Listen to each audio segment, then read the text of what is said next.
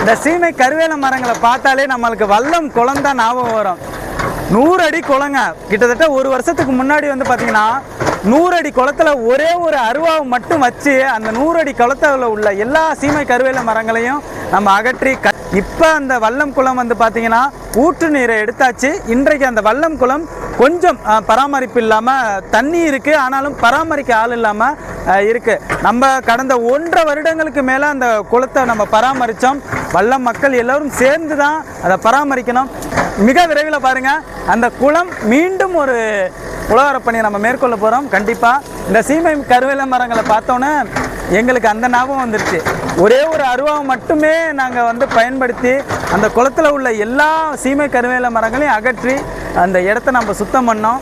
நான் அந்த காணொலி பழைய காணொலி இருக்குது, நான் அதை பதிவு பண்ணுறேன் பாருங்கள்.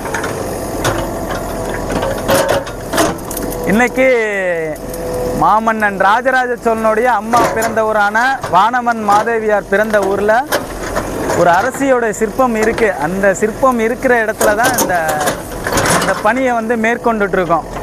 இந்த இடம் வந்து முழுக்க அற்புதமாக மாற்றி மேற்கூரை அமைத்து இந்த பிள்ளைகள் எல்லாம் வழிபாட்டுக்கு வந்துட்டாங்கன்னா மீண்டும் ஒரு முறை இந்த இடம் குப்பை குளமாக மாறாது. இது எதுக்காக நாங்கள் வந்து இதை இவ்வளோ சீக்கிரமாக நம்ம பண்ணுறோம்னா, ரொம்ப வரலாற்று சிறப்புமிக்க ஒரு கோயில், மூவர் கோயில் உள்ள இடத்துல தான் இப்படி ஒரு அவநிலை ஆனது.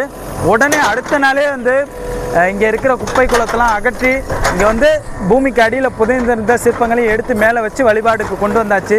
சின்ன பிள்ளைகளுக்காகவே தான், அந்த குழந்தைங்களுக்காக தான் போய் பார்த்தீங்கன்னா ஒரு புதிதாக ஒரு திருமேனி வாங்கிட்டு வந்து, பிண்டமான நிலையில் இருந்ததுனால புதிதாக ஒரு திருமேனி வாங்கிட்டு வந்து வருகின்ற புதன்கிழமை 12/11/2025 அன்று நம்ம வந்து பிரதிஷ்டை செய்ய போகிறோம். நம்ம திருமேனிகள்லாம் நீரில் வச்சுருக்கோம். நீரில் வச்சு தான் வந்து திருமேனிகளை வந்து பிரதிஷ்டை பண்ணணும். இதுதான் முறை. நீரில் வைக்கணும். அதுக்கப்புறம் வந்து பார்த்திங்கன்னா தானியத்தில் வைக்கணும். நாங்கள் 48 மணி நேரம் நீரில் வச்சுட்டு அதுக்கப்புறம் தானியத்தில் வச்சதுக்கப்புறம் தான் பிரதிஷ்டை நடக்கும், திருப்பணி நடக்கும். அனைத்து அடியார் பெருமக்களும் இந்த புண்ணிய பூமியான கொடும்பாலூருக்கு அனைவரும் வரணும். சொல்ல வார்த்தையில் பூரிப்பாக இருக்குது. ஏன்னா அப்பேற்பட்ட ஒரு இடத்த இன்றைக்கி நம்ம சுத்தம் பண்ணுறோம்னா இறைவன் பாக்கியம்தான். கண்டிப்பாக இந்த காணொளிகளை அதிகமாக பகிர்ந்து தெரியப்படுத்துங்க. பலருக்கும் இது போன்று தெரிஞ்சு இது போன்ற பல இடங்கள் மீட்கப்படட்டும். கண்டிப்பாக.